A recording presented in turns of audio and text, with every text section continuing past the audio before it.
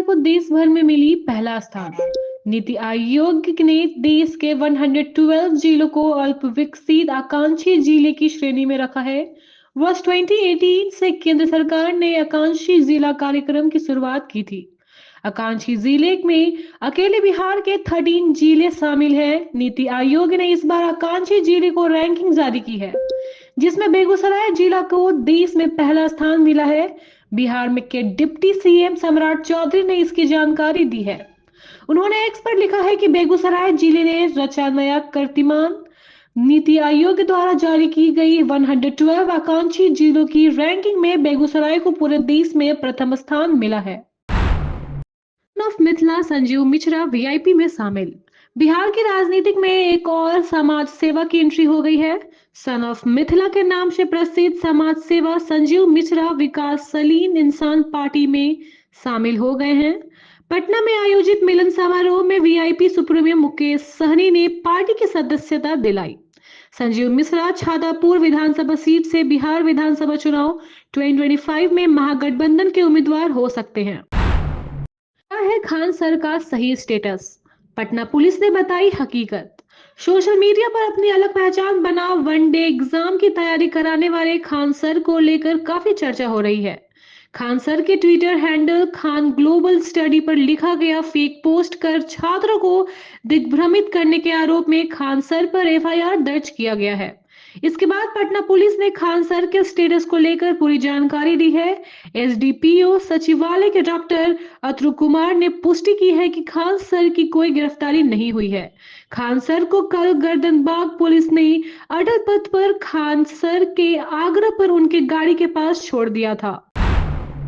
की गड्डी मिलने पर डिप्टी सीएम ने राजद कांग्रेस को घेरा। बिहार उप मुख्यमंत्री विजय कुमार सिन्हा ने कहा है कि राज्यसभा में कांग्रेस के सांसद की सीट से नोट की गड्डी का बरामद होना एक गंभीर मामला है। इस मामले की सघनता से जांच होनी चाहिए।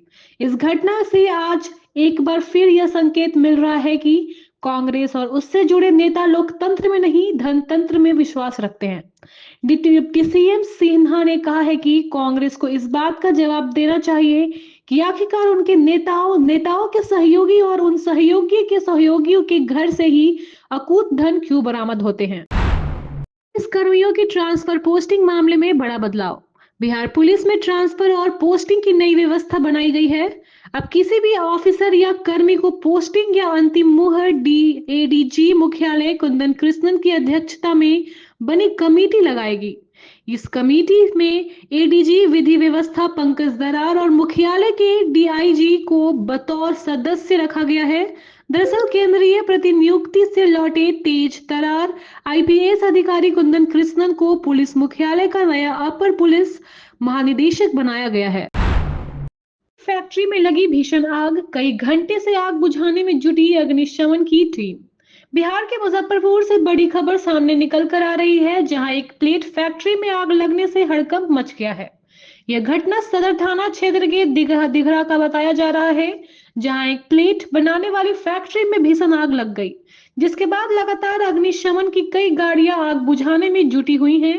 बताया जा रहा है कि देर रात करीब 12 बजे शॉर्ट सर्किट की वजह से आग लगी है। यह घटना दिघरा एनएच से सटे सिद्धि विनायक प्लेट फैक्ट्री की बताई जा रही है। एलआर साहेब पर डीएम की रिपोर्ट में बड़ा खुलासा। बिहार में एक तरफ सरकार भूमि सर्वे कराए जाने की बात कह रही है, इसको लेकर लगातार बैठक की जा रही है। इसी बीच एक खबर है कि सूबे के अंदर डीसीएलआर एक साल के दौरान दाखिल खारिज के 50% मामले का भी निपटारा नहीं कर पा रहे हैं। दरअसल पिछले एक साल में जिले में 12,000 से अधिक भूमि के दाखिल खारिज के मामले की डीसीएलआर कोर्ट एक में अपील की गई थी। ये मामला अलग अलग अंचलों में अंचलाधिकारियों के यहां से आदेश पारित किया गया है। पर लाठीचार्ज कर तानाशाही कर रही एनडीए सरकार, बोले तेजस्वी यादव। पटना में नॉर्मलाइजेशन के खिलाफ प्रदर्शन कर रहे छात्रों पर हुए लाठीचार्ज पर नेता प्रतिपक्ष तेजस्वी यादव ने नीतीश सरकार को घेरा है। तेजस्वी यादव ने एक्स पर पोस्ट करते हुए लिखा है कि पटना में बीपीएससी अभ्यर्थियों पर बिल्कुल ही निंदनीय, आपत्तिजनक एवं बर्बरतापूर्ण लाठीचार्ज हुआ है, जो भाजपा नीति सरकार के अहंकार और अफसरशाही के तानाशाही का प्रतीक है। मुख्यमंत्री 2 to 5 करोड़ की तथाकथित दिखावटी संवाद यात्रा पर निकलने से पूर्व यह जवाब दे कि क्या बिहार के वर्तमान व भविष्य बिहार के विद्यार्थियों से संवाद स्थापित करना उनके एवं उनकी अनेक दलों की सरकार के लिए कठिन है। इस गांव ने बढ़ाया प्रदेश का नाम। 11 दिसंबर को राजधानी दिल्ली में मिलेगा सम्मान। एकंगर सराय के पारथू पंचायत को आत्मनिर्भर पंचायत सम्मान के लिए चयनित किया गया है। पंचायत के मुखिया कुमारी तृप्ति को इसी 11 दिसंबर को नई दिल्ली के ज्ञान भवन में राष्ट्रपति द्रौपदी मुर्मू सम्मानित करेंगी। कुमारी तृप्ति तीसरी बार पारथू पंचायत की मुखिया बनी हैं। वह वर्ष 2006 से 2016 तक मुखिया रही थी। मुखिया कुमारी तृप्ति ने बताया कि ग्राम पंचायत में सभी कार्य सुचारू रूप से चल रहा है। आधारभूत संरचना का निर्माण, संसाधनों का उपयोग, स्वास्थ्य, विद्यालय और आंगनबाड़ी केंद्रों में पीएम पोषण योजना का सफल क्रियान्वयन किया जा रहा है। 2 बार अलग अलग तिथियों में सर्वेक्षण टीम ने गांव में भ्रमण करने के बाद गांव का चयन किया है। घाटों पर 2 घंटे भी बंद हुए कैमरे तो नपेंगे बंदोबस्तधारी। प्रदेश में बालू और पत्थर के अवैध खनन परिवहन पर रोक सरकार की प्राथमिकता है। अब सरकार ने सख्ती के लिए किए गए उपयोग में एक कदम और जोड़ दिया है। सीसीटीवी कैमरे लगाए जाने के बाद अब कैमरे बंद होने पर बंदोबस्तधारी पर एक्शन होगा। खान एवं भूतत्व विभाग ने सरकार के स्तर पर बंदोबस्त किए गए बालू घाटों से अवैध खनन पर अंकुश लगाने के लिए यह व्यवस्था बनाई है कि जिन बंदोबस्तधारी को घाट की बंदोबस्त मिलेगी उसे उस वक्त घाट पर निगरानी के लिए सीसीटीवी लगाना होगा। में नौकरी दिलाने वाले गिरोह का भांडाफोड़, 6 आरोपी गिरफ्तार। मोतिहारी पुलिस ने रेलवे में नौकरी दिलाने वाले के नाम पर ठगी करने वाले एक युवक को गिरफ्तार किया है। गिरफ्तार सतरी मुसफिल थाना क्षेत्र के बटहा का निवासी है, जिसके पास से एक पिस्टल, एक मैगजीन, 14 कारतूस व रेलवे सुरक्षा बल की वर्दी जब्त की गई है। इससे पहले पुलिस इस मामले में 5 अन्य लोगों को गिरफ्तार कर चुकी है, जिनकी निशानदेही पर ये एक्शन हुआ है। आया साइबर क्राइम का हैरान कर देने वाला मामला। पिछले कुछ महीने से साइबर क्राइम के मामले तेजी से बढ़ रहे हैं। ताजा मामला मुजफ्फरपुर के मिठनपुरा इलाके से सामने आया। साइबर ठगों ने प्रोफेसर की पत्नी को निशाना बनाकर 1 घंटे तक कमरे में डिजिटल अरेस्ट कर रखा। साथ ही अपराधियों ने घर में किसी को भी गिरफ्तारी की जानकारी नहीं देने के बाद कही। कमरे में रोने की आवाज पर गोतनी ने दरवाजा खटखटाया, लेकिन महिला ने दरवाजा नहीं खोला।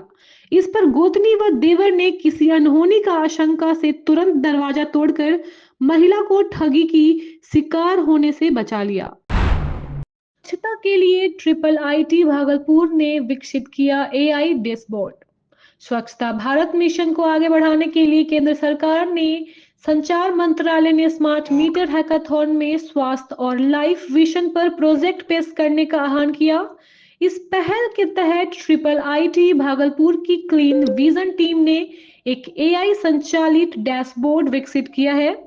यह डैशबोर्ड डाकघरों के कचरे की स्थिति और स्वच्छता प्रोटोकॉल के उल्लंघन का वास्तविक समय से पता लगाने में सक्षम है, जिससे स्वच्छता मानकों को सुनिश्चित करने में मदद मिलेगी। नालंदा का रवि भूषण निकला मुख्य सरगना। EOU की जांच में खुलासा।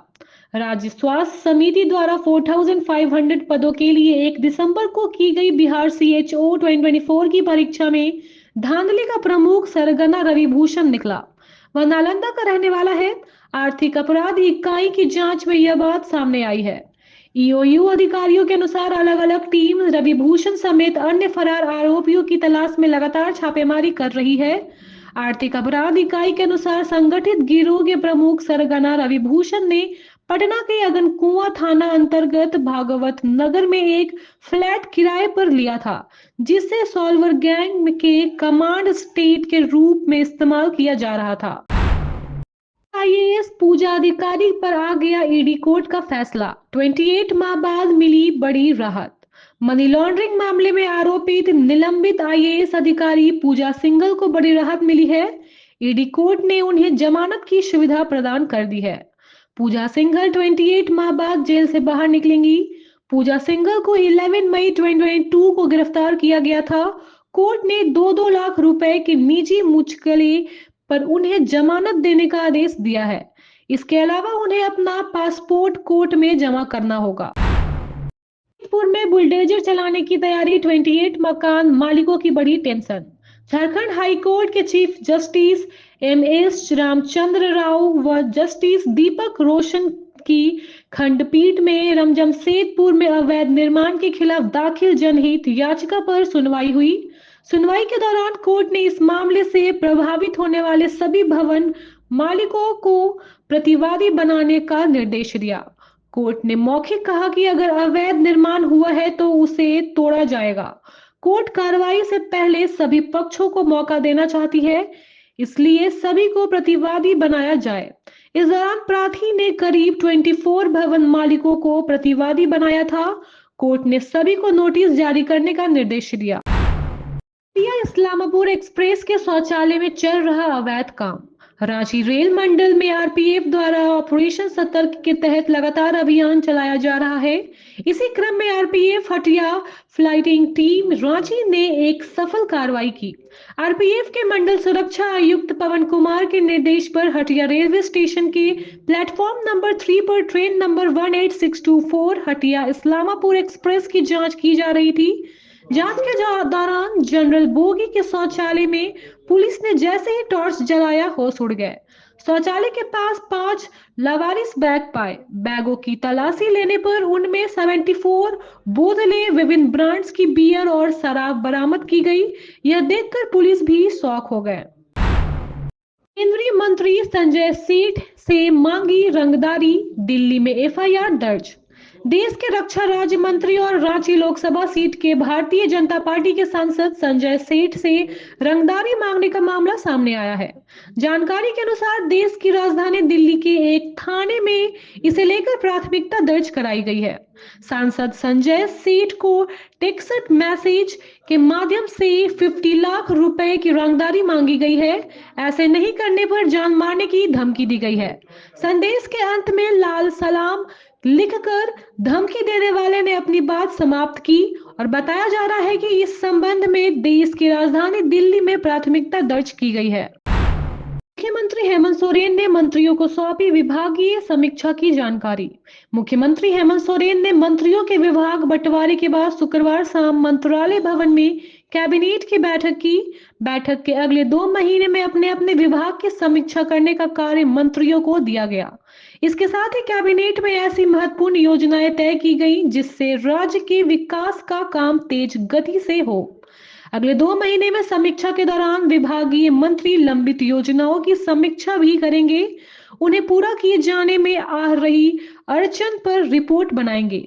अगर योजना में बदलाव की जरूरत है तो इसके लिए भी प्रक्रिया प्रारंभ की जाएगी। शिक्षा के स्तर को ऊंचा उठाने के लिए कई महत्वपूर्ण कदम उठाए जाएंगे, बोले रामदास सोरेन। मंत्री बनने के बाद शनिवार को पहली बार झारखंड के स्कूली शिक्षा एवं साक्षरता सह निबंधन विभाग के मंत्री रामदास सोरेन का लोहन नगरी जमशेदपुर में नगर गमन हुआ। इस दौरान हुई बातचीत में उन्होंने कहा कि झारखंड में शिक्षा के स्तर को ऊंचा उठाने के लिए राज्य सरकार ने कई महत्वपूर्ण कदम उठाने जा रही है। स्कूल शिक्षा को दुरुस्त करने के लिए विभिन्न योजनाओं पर अमल किया जाएगा। खासकर उन स्कूलों की स्थिति पर पुनः विचार किया जाएगा जो पूर्व मुख्यमंत्री रघुवर दास के कार्यालय में बंद कर दी गई थी। Thank you so much for watching this video. Don't forget to like, comment, share, and subscribe.